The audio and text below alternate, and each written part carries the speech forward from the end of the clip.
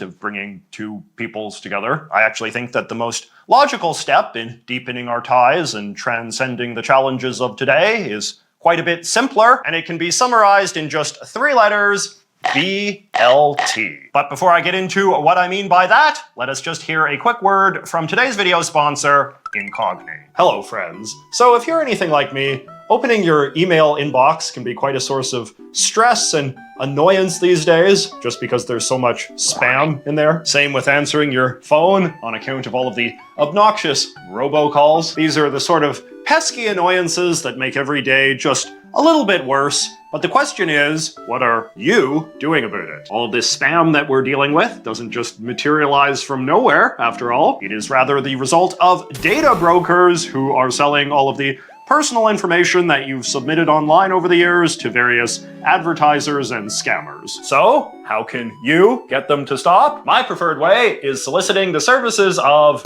Incogni. When you make an account with Incogni, they immediately begin sending out letters to all of the top data brokerage firms, asking them to delete whatever information they have on you. I've been with Incogni long enough that you can see I'm now getting close to my 100th successful deletion request, which probably explains why I'm not getting as many annoying emails or phone calls as I used to. And check this out, you can see that I've also been added to 20 suppression lists, which means that there are 20 data brokerage firms that will never recollect any personal information about me ever again. And the best part is, fans of this channel can get access to their services at an incredibly discounted rate. If you sign up using the link in the thing below with the promo code JJMCC, you can get an amazing 60% off an annual plan. And if you're nervous, just remember that Incogni also has a 30-day money-back guarantee. So inoculate yourself against the petty annoyances of the internet age, give Incogni a try today, and take control of your digital life. Up until World War II or so, people came and went between Canada and the US pretty freely, with both countries being a top source of immigrants for each other as well. And when you look at how people in the late 19th century or early 20th century spoke about this,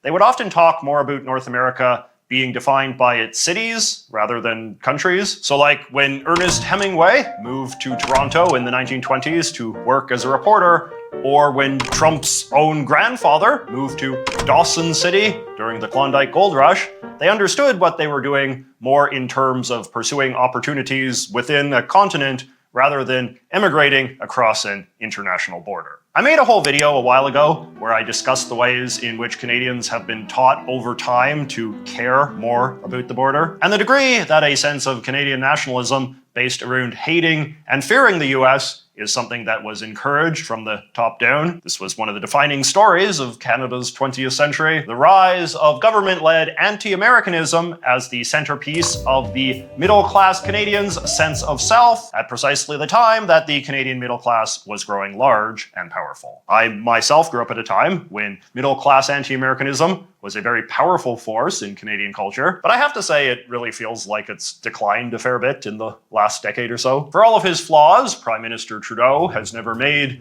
anti-American rhetoric a big part of his political appeal, the way that some other Canadian prime ministers have done. And I find Gen Z Canadians in particular to be noticeably less anti-American than millennials, and especially boomers. And I'm sure that this has a lot to do with the degree that the internet has helped break down some of the barriers of stereotyping and misunderstanding that shaped late 20th century Canada. Anyway, this is a long way of saying that while I don't think there is a lot of support in Canada for becoming the 51st state, there probably is a growing open-mindedness about Canada and the US entering into some sort of new, closer relationship with each other that transcends the current setup of two sharply divided countries. So the last time that the relationship between Canada and the US was seriously reformed was back in 1989, when free trade between the two countries was established, which is to say the lifting of most tariffs on most goods traded between the US and Canada. This was the legacy-defining initiative of Canada's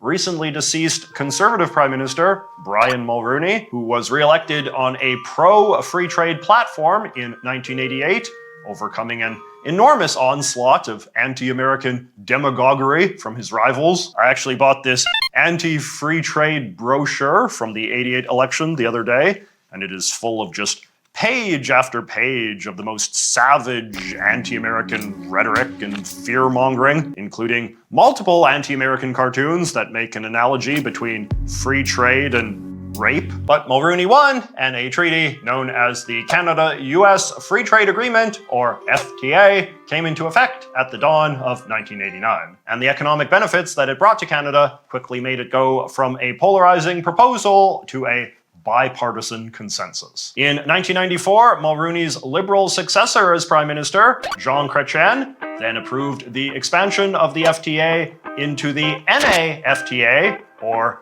NAFTA. Unlike the FTA, which was just a two-way deal, NAFTA was a three-way, with the nation of Mexico brought in as the third partner of this growing free trade zone. And it was expected that as the years went on, many other countries would join too. It is now 30 years later, and I feel like the growing consensus in Canada is that expanding the FTA into NAFTA was a bit naive and probably contributed to the current stagnation in US-Canada relations, though the logic did make sense at the time. In the 1990s, Mexico was greatly liberalizing, both economically and politically, becoming a wealthier, more democratic country than ever before. And in the optimistic spirit of that decade, there was a thinking that Mexico's destiny was to ultimately go the way of places like Spain or Taiwan, and evolve from a backwards, authoritarian society to somewhere rich and peaceful. And free trade deals like NAFTA were seen as a critical way that rich countries like Canada and the US could help the so-called developing economies make this transition. Some of these 90s era gambles paid off more than others. Places like Southeast Asia and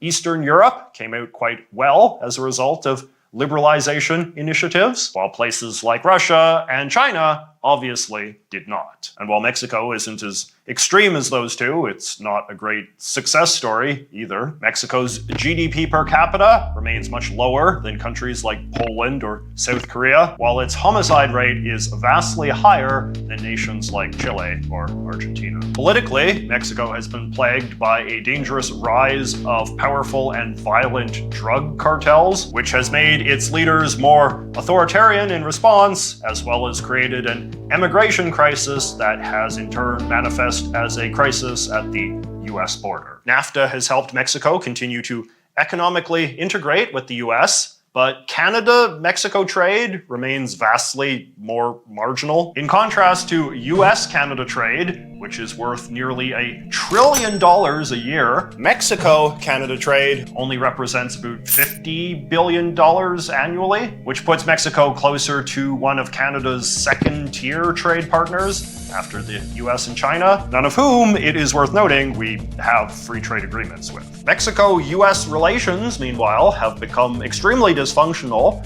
which begs a lot of questions about whether Canada's interests are being well served by having our most economically valuable relationship linked to a drama that doesn't concern us. In the aftermath of Trump's re-election, which was of course heavily animated by anti-Mexico animus, the Canadian political class has moved much faster than I would have expected in the direction of making the case for cutting Mexico out of NAFTA, or as it is now known, the USMCA, and instead going back to a bilateral trade deal with the US like we first established in 1989. Some have gone even further, however, and argued that what Canada needs now is to share a good old BLT with America, also known as a bilateral labor and trade treaty. A BLT is a common style of relationship between two countries that are extremely close geographically and culturally. Ireland and pre-Brexit Great Britain had one for a long time, for example. So does Australia and New Zealand. So, the first part of a BLT is that there are no tariffs at all on any goods traded between the two countries. This would be much more liberal than the USMCA, where even now there are many goods like clothing, for example, that are only exempt from tariffs between the three countries if they meet certain quotas or product standards. And there are still some tariffs in place to prop up certain politically powerful domestic industries, most notoriously the Canadian dairy industry. A pure BLT would sweep away all of that and have completely unrestricted trade of